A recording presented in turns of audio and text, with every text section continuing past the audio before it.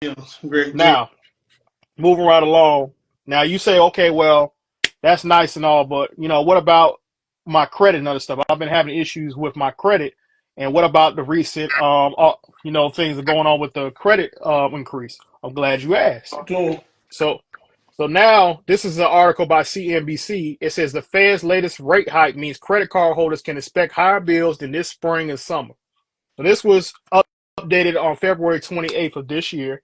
It says, in a move that many Americans have been anticipating over the last couple months, on Wednesday, the Federal Reserve raised interest rate for the first time since December of 2018. December of 2018, family.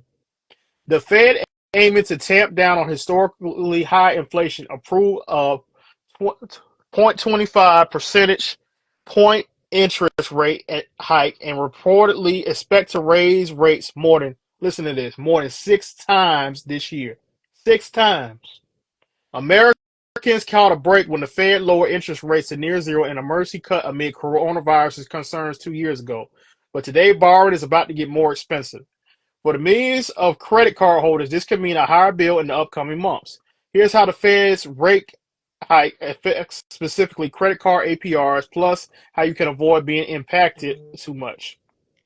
The Fed controls what's called the federal funds rate or the interest rate for interbank lending.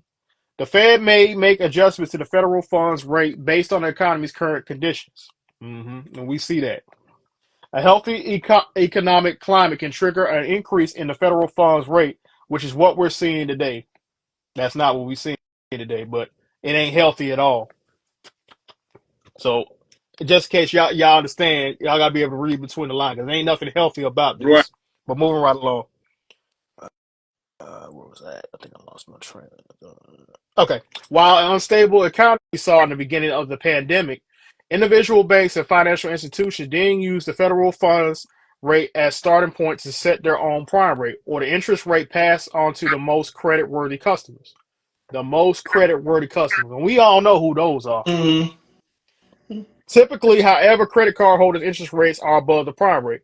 Most credit card issuers add several percentage points to the prime rate to make their credit card interest rate, says Matt Schultz, chief credit analyst at LendingTree. That means that when a car issuer advertises that a car offers a range of APRs from 13.99 to 23.99%, what they're really offering is the prime rate plus an additional, listen to this, you get an additional 10.74% added to it, plus an additional, or you could get an additional 20.74%. Look at that.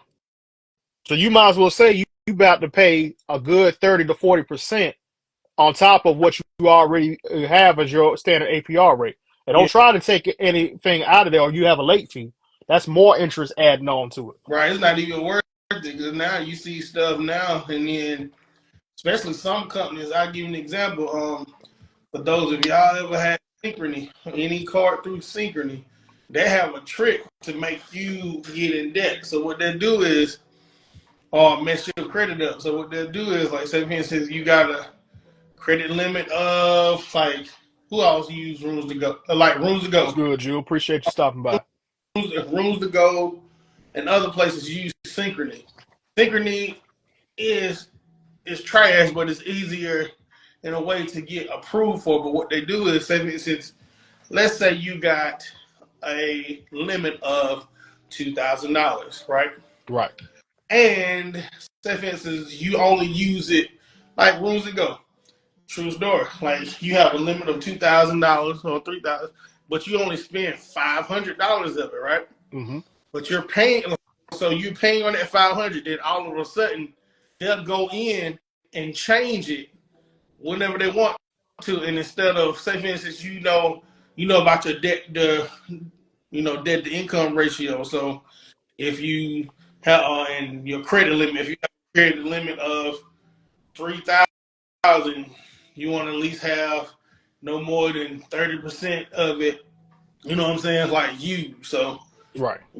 3,000, you want to be at the most 900 or whatever, and then and so on like that. But what they do is, after they got you to make a purchase with that card, then while you're paying on that card, listen now, while you're paying off that card, now your limit, let's say for instance, your limit is 3,000 now, and you only use, like I said, 900 or 500, whatever. Next thing you know, you get an alert where they decreased your value. So Mm-hmm. instead of 3,000 limit, your limit goes down to 2,000. Well, guess what? If you use 900 of that and you had 3,000 and you goes to 2,000, guess what? Now your ratio goes up and it drops your score a little bit more. Come on, And teach them, brother Deuce. then they'll try it even again to the point to where if you're paying like even though like you don't pay, say you don't pay 300 off of 300, some people got cars where they have like no interest for 3 years or 4 years, and you paying on it religiously, right? And next thing you know, your limit goes from 2,000 to 900, like a bit.